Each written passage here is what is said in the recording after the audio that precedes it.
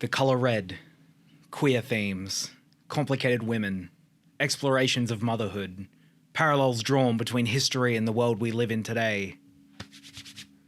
It's Pedro Almodovar time. ¿No pensaste nunca en mí? Todo el tiempo. Mi amor, yo te quiero mucho, ¿eh?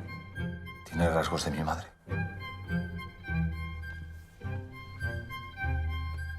Parallel Mothers is the latest film from acclaimed, beloved, legendary Spanish filmmaker Pedro Almodovar. After his 2019 banger Pain and Glory, he is back with a vengeance.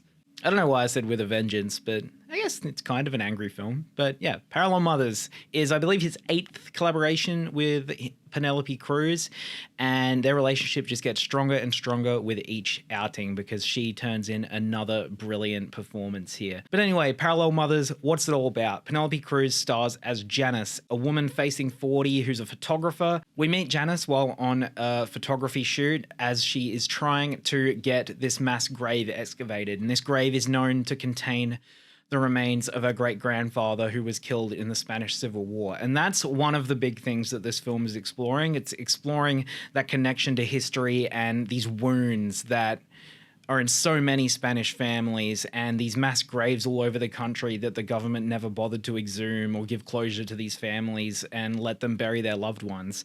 That's not the A plot of this film, but it is something that is very, very much on Pedro's mind for the entire runtime. But yes, we meet Janis as she's trying to do that, and the man helping her try to get this excavation underway, I think he's an archaeologist. They end up having an affair, and Janis finds herself pregnant. So he's out of the picture. Janis has decided to have the kid, and she finds herself in hospital sharing a room with a young woman named Ana, who is also having a kid. They're in such different places in their life, but they just find this kinship in the situation that they're in.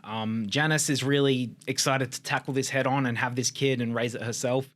And, you know, it's an exciting challenge in her life. Whereas Ana isn't really ready for it. I mean, she's still a kid, but you know, she's being very strong and going to go through with it all the same. Anyway, they go their separate ways. They have their kids. They decide to stay in touch. And here's where things get interesting. I don't want to give anything away, so this is about as far as I'm going to go as plot is related. But Janis makes a very dark discovery, and she has a moral decision she's faced with. And that's what much of the film is concerned with, the way Janis takes in this news that she's received and this tough decision that she has to make that affects not just her, but a lot of the people around her. And it becomes almost like a thriller, like a horror movie in that regard. Like the score from Alberto Iglesias is really, really great in that. And that's one thing that Almodovar's good at. He's very good at melodrama.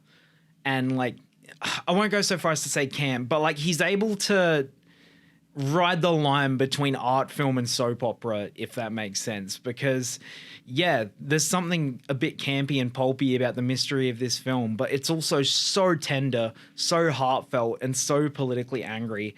And it's brilliant. Yeah, I really, really enjoyed Parallel Mothers from start to finish. And it's full of characters that are complicated and interesting and beautiful and sad and scared. And you're just kind of there with them. Penelope Cruz is phenomenal here.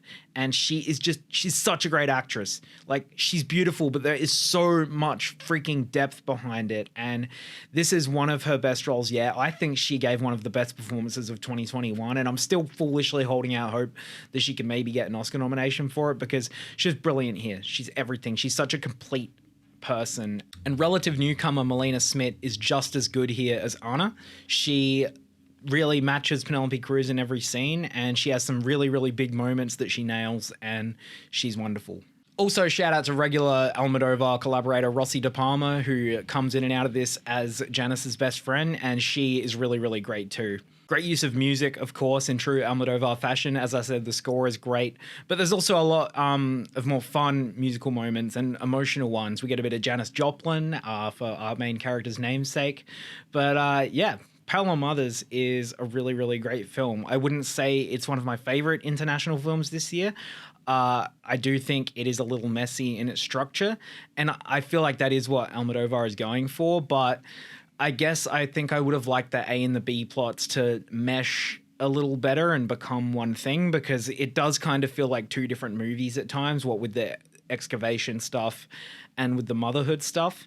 And it comes together in a satisfying way, and you get what they're going for. And it makes this really, really great parallel between the wounds of history and the wounds of today, and how broken so many people in that country still are.